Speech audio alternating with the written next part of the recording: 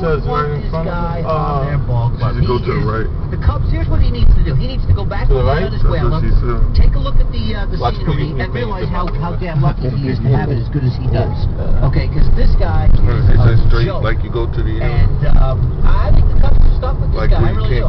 You know what? I don't think I'm not sure if he ever pitches for the Cubs again. I'd send him home. He'd never be back in my club. If you were the manager, you would send him home. I'd never let him back in my club. So you can't. You would just eat the remainder of the contract. I mean, business decision. Of course, you're going to shop around, put him out there. But again, with the contract number being the way it is, and you see what you're getting in the clubhouse.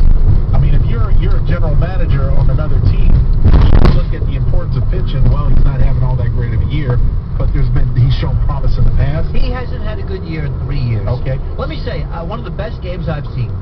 I saw him pitch against Kurt Schilling right here in the warehouse. Okay, and both guys, the only 2 runs of the game were Sammy Sosa home runs, solo home runs.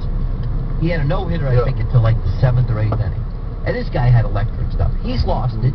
He has absolutely no thinking pattern out there. He doesn't think like a pitcher should think. He has anger issues. He has emotional issues. And if I'm the Cubs, yeah, it's real simple. Because if you trade him, you're going to have to eat a lot of that salary anyway, if not most of it. Okay? So